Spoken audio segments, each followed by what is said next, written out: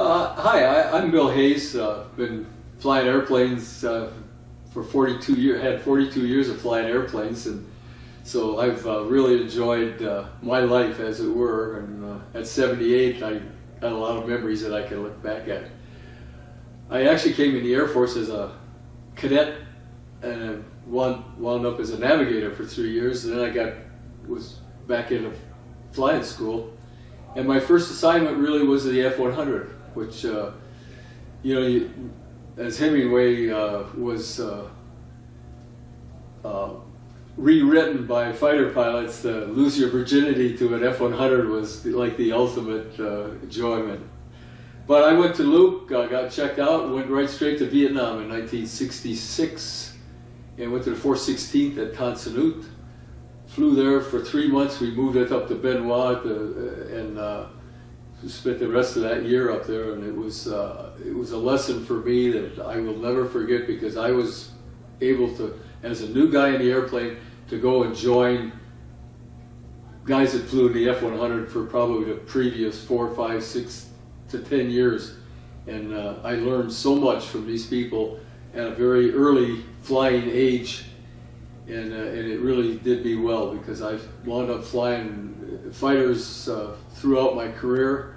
I flew airplanes in the Air Force for 28 and a half years, or 27 of my 28 and a half years. And mostly fighters. I went from the F-100, I was an instructor. When I came home from Vietnam, I was an instructor at Luke for 3.5 years.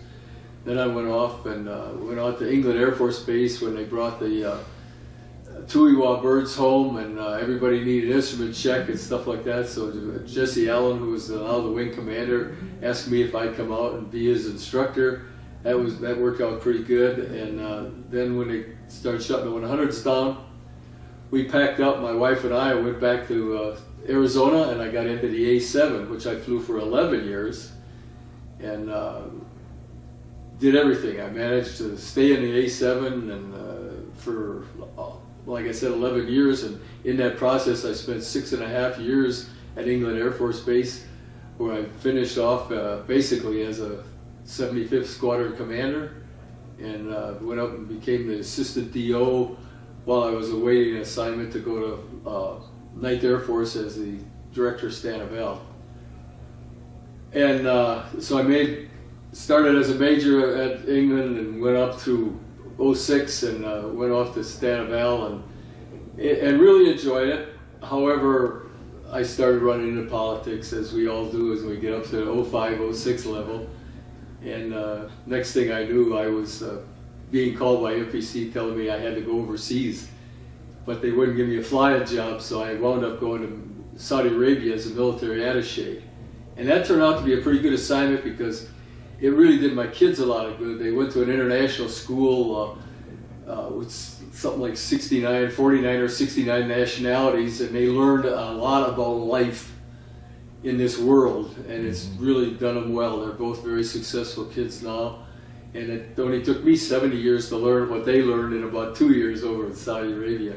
I came home, worked for Defense Intelligence Agency, was selected to turn into the IG for Defense Intelligence Agency, and I just decided the politics in Washington, D.C. was more than I needed, and so that's when I decided I'd retire, and I got out. Then I went to a civilian company and a small airline in Minneapolis called Sun Country, which a lot of you guys had probably flown on just to go on either a TDY or to deploy on, because we did a lot of that kind of flying for the military.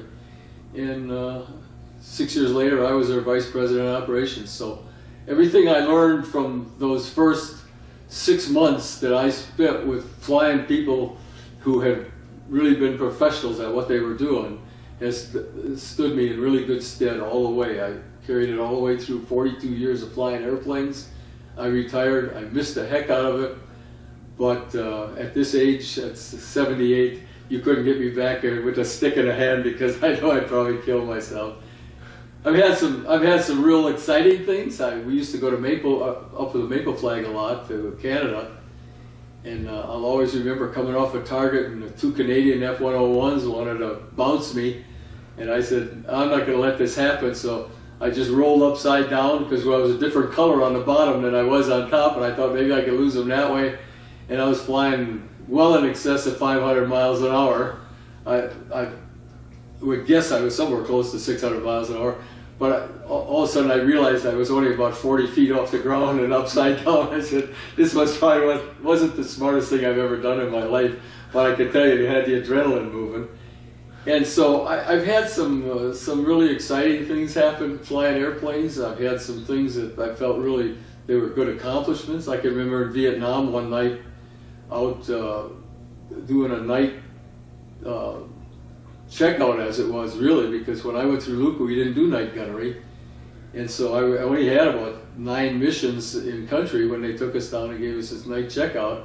And we ran into the whole world blowing up in front of us. And we spent a lot of time on target. We dropped a lot of napalm and snake eye, and came home, and about 3 months later somebody came in the building and handed me a DFC. So I thought, this wasn't all bad, you know.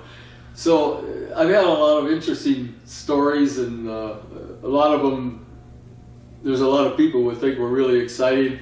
To most of us who flew fighters, it was just a day's work. So other than that, I can't think of anything I could say bad about what I did, but I just really enjoyed the life that I wound up with. So it wasn't too bad for an old fire chief's son from West Dallas, Wisconsin. I think I'll quit there.